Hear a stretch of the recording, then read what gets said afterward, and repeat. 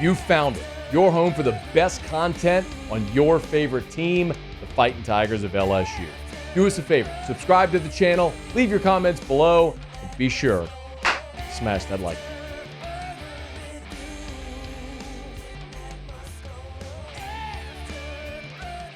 A CBS Sports put out a list, and I get it. Not a list guy. And I guess since baseball season's over now, we can dust off the drop muse. It is, in fact, well, you know what? We can dust off the feigned indignance drop, even though this isn't really indignance on my behalf.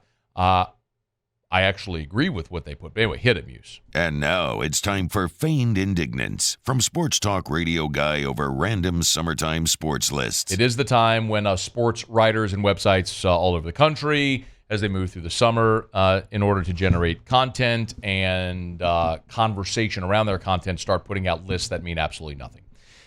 And CBS Sports put together a piece where they talked about who they thought would be the instant impact transfers in the SEC. And some of them are pretty obvious. Guys like Walter Nolan at Ole Miss, Isaiah Bond at Texas. You get the story. But what they did was they went and listed one from every school in the SEC that they thought would be the most impactful transfer. And the guy they listed for LSU, I actually wholeheartedly agree. They said Jardin Gilbert, the safety from Texas A&M. Now, the quick write-up is LSU needs all the help it can get on defense after a poor 2023 that resulted in coordinator Matt House's ouster. Gilbert gives Blake Baker, House's replacement, an effective safety with plenty of high-level SEC experience after he started 10 games at Texas A&M a year ago. All right. Undeniably, there are more exciting transfers. Like C.J. Daniels from Liberty, a 1,000-yard receiver a year ago. Xavion Thomas, a kid from New Orleans who went to Mississippi State, who's probably going to factor in prominently in the return game. There are more exciting transfers. And the more noteworthy that we've talked about are the defensive tackles, because we spent all offseason talking about LSU's ability or inability to recruit and sign transfer defensive tackles. Well, you landed Gio Paez and JVR Suggs. And so I get that there's other players that people are going to want to talk about. But while Jardin Gilbert may not be your highest rated transfer, and he may not even finish the season statistically as your best transfer, I think he is absolutely your most important transfer. A couple of things first on Gilbert. As a freshman at A&M, he played in 12 games. As a sophomore in 2022, he started 10, played in 11. Last year, he started 2 games, then missed the rest of the season with injury. So over 3 years, he's played in 25 games with 12 starts, including playing immediately as a freshman in every game in College Station. Understand a year ago, and you don't need me to remind you of this, but just for the sake of the conversation, LSU's pass defense was 118th in America. 118 in all of college football. Your safeties were Andre Sam and Major Burns. And we knew game 1, when Andre Sam was taking bad angles against Florida State's receivers, that dude couldn't play at this level. And God bless him. I'm not trying to call out Andre Sam, but there's a reason he was a McNeese, Marshall, Tulane guy, and not a, hey, you're a freshman 4-star going to Texas A&M guy. Just a different level of athlete. Jardin Gilbert is that level of athlete.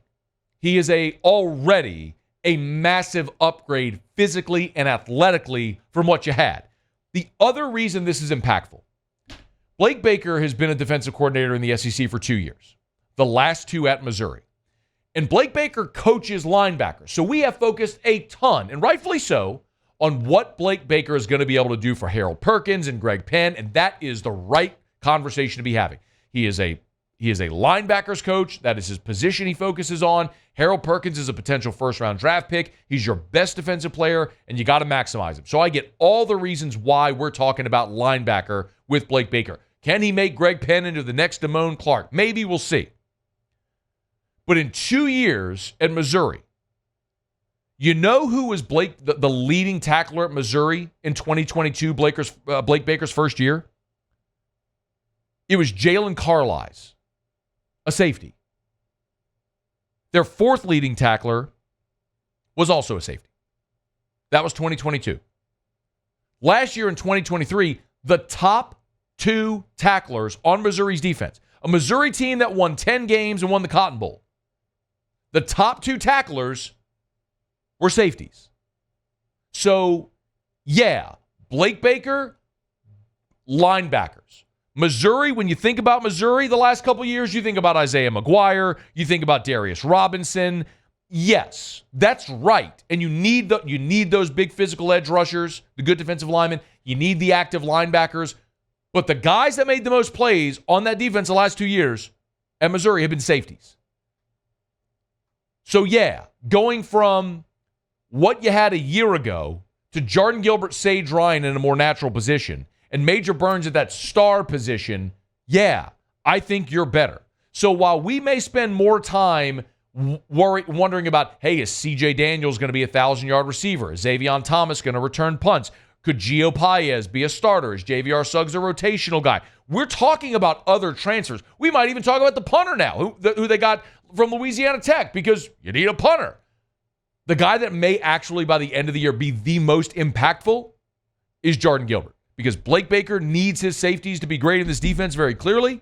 He is an immediate, massive upgrade athletically and in experience, and you were atrocious in your secondary a year ago, and he makes you better at a position of need. So this ain't feigned indignance. I agree wholeheartedly. The most impactful SEC transfer that LSU got this year, Jardin Gilbert. We'll see if it plays out. Hey, thanks so much for watching. Please leave your comments. I love to interact, and be sure to hit the red subscribe button below.